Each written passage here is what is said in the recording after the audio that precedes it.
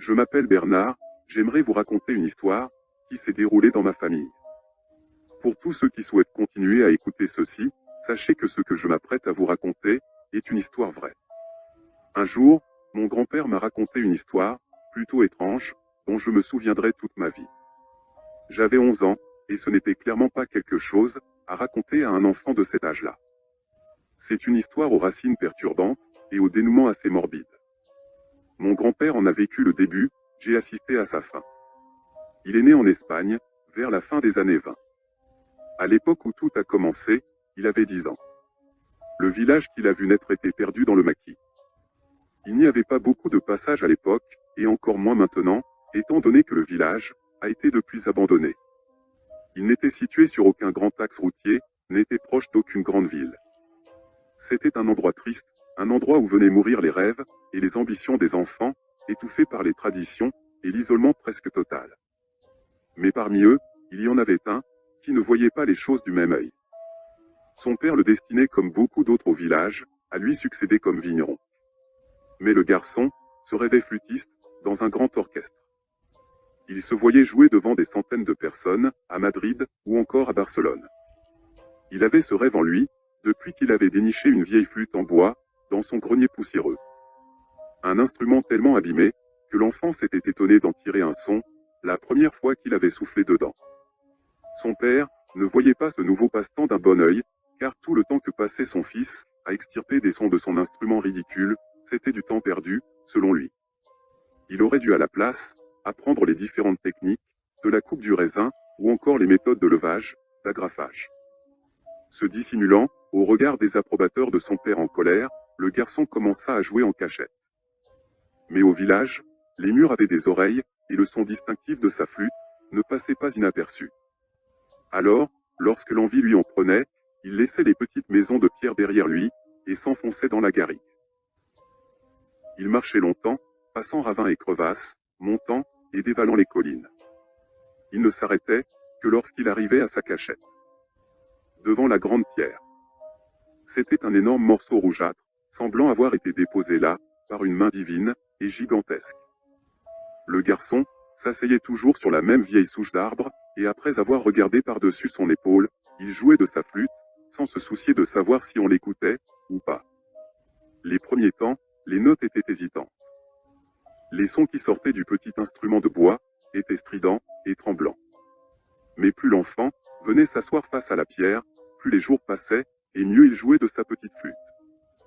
Un jour, alors qu'il jouait comme à son habitude, un corbeau noir comme la nuit vint se poser sur la grande pierre. L'enfant s'arrêta de jouer et observa le volatile. Cette fois-ci, le garçon avait un public. Il se remit donc à jouer, et à la fin de son récital, salua bien bas le corbeau, avant de s'en aller. Alors qu'au village on parlait de guerre civile, et de disparition, le garçon passait toutes ses après-midi, assis sur la souche, devant la grande pierre. Le corbeau était toujours au rendez-vous, pour assister au spectacle. Le petit jouait pour lui, comme s'il s'agissait du président en personne, et bientôt, un second corbeau vint se poser, aux côtés du premier. Puis un troisième, suivi d'un quatrième. Au bout de plusieurs semaines, pas moins de 40 corbeaux venaient tous les jours se poser sur la grande pierre. Il arrivait même parfois que les volatiles arrivent avant lui. Le garçon entrait donc sur scène, saluant son auditoire. Mais avec le temps, ces concerts se firent plus rares. Son père, en effet, interdit l'enfant de sortir en fin d'après-midi, et lui ordonna de rester loin de la grande pierre rouge. Puis finalement, lui interdit de sortir tout court. Des gens disparaissaient au village. Le boulanger s'était volatilisé, suivi du bûcheron.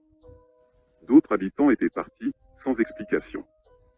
Des gens respectables, pourtant bien établis dans le village, déménageaient du jour au lendemain. Le doux son de la flûte, les mélodies, le grand air, tout ceci vint à manquer à l'enfant, qui se morfondait à la fenêtre. C'est ainsi qu'un mois plus tard, alors que d'autres villageois avaient encore disparu, le petit garçon profita du lourd sommeil de son père, pour s'éclipser. La nuit tombait doucement, et beaucoup de maisons étaient maintenant inoccupées. On raconte qu'arrivé non loin de la grande pierre, le garçon vit de la lumière, et des centaines de corbeaux volant en cercle, autour de l'endroit. Les habitants qui vivaient encore au village, bien que peu nombreux, racontèrent avoir entendu un bruit terrible et sec. comme un coup de fouet titanesque, qui résonna dans toute la vallée. L'enfant, quoi qu'il advint de lui, ne revint jamais de sa promenade, au crépuscule. Mon grand-père a toujours assuré fermement, que ce petit garçon était son frère, même si mon père était certain, qu'il n'avait pas connaissance d'un oncle mort, étant enfant.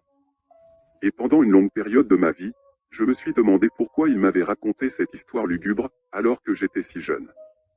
Peut-être était-ce une sorte de conte à morale, pour me mettre dans la tête, l'idée de ne pas trop m'éloigner de la maison. En tout cas, elle avait fait son effet.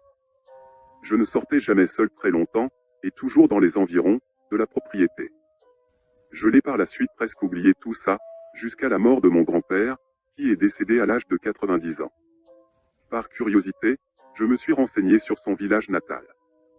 Je n'ai rien trouvé, qui parlait d'une légende d'enfant, jouant de la flûte au corbeau. Mais j'ai découvert quelque chose, de beaucoup plus triste. Le village, à l'époque où mon grand-père y était enfant, s'était retrouvé tiraillé, par la guerre civile espagnole. Beaucoup d'habitants ne soutenaient pas le régime franquiste, et certains même, le revendiquaient ouvertement. Les troupes nationalistes, stationnées dans la région, faisaient régulièrement des descentes au village, pour emmener les habitants qui affichaient avec trop de conviction, leur soutien aux républicains, les soupçonnant de leur apporter de l'aide, dans leur déroute.